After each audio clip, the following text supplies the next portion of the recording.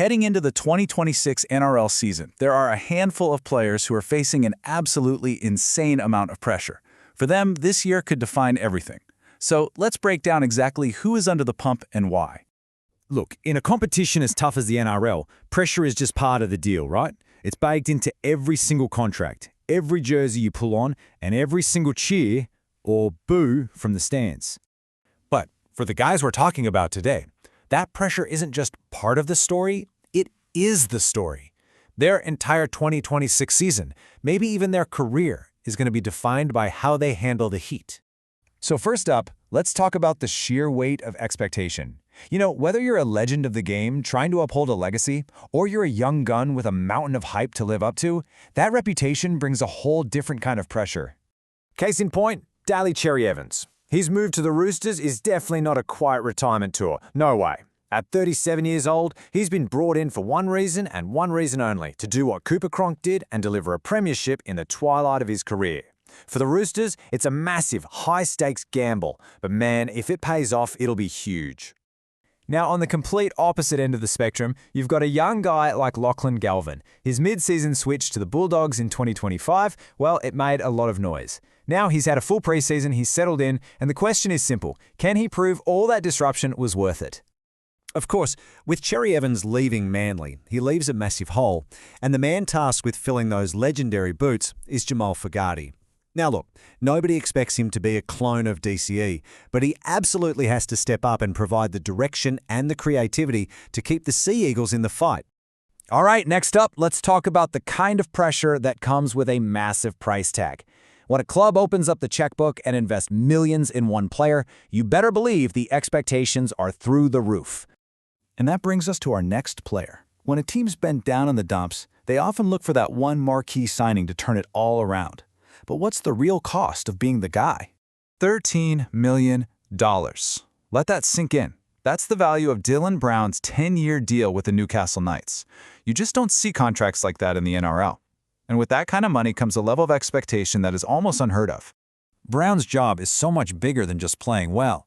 He's got to be the face of the franchise, he has to justify that insane contract, he's expected to drag the team up from the bottom of the ladder from a wooden spoon season, no less.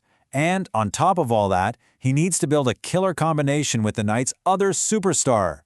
And that's the thing, the pressure on Brown is doubled because he can't do it alone. He has to gel with Kalyn Ponga, who's got his own battles with injuries and off-field stuff.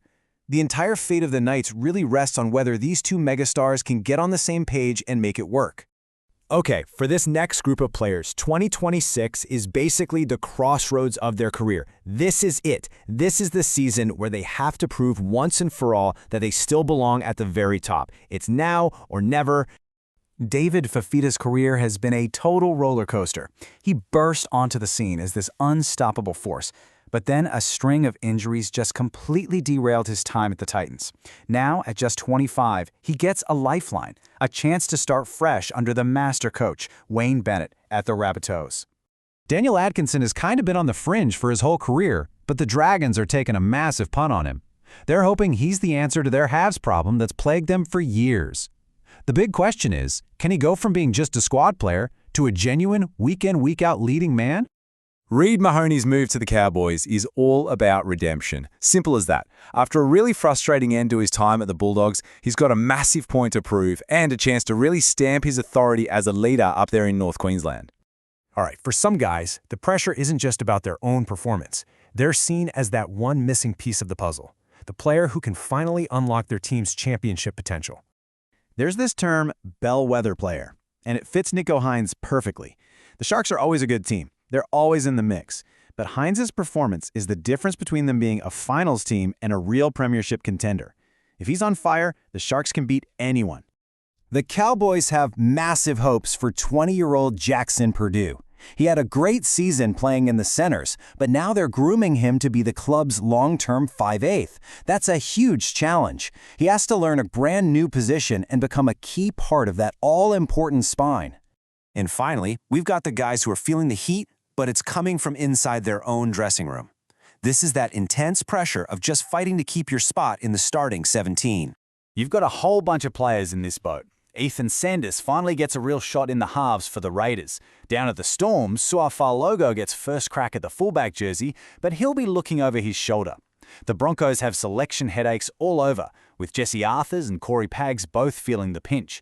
And over at the Bulldogs, Connor Tracy is off contract and fighting for his future. So, as we've seen, pressure in the NRL comes in all shapes and sizes, doesn't it? It's the burden of starting fresh at a new club, it's the weight of a multi-million-dollar contract, it's the desperate fight for your career, and sometimes it's the hopes of an entire city resting on your shoulders. This season is going to be an absolute pressure cooker for these players, a true test of their skill, their resilience, and their mental fortitude. So the only question left is who is going to thrive under that intense heat and who is going to fold? We're about to find out.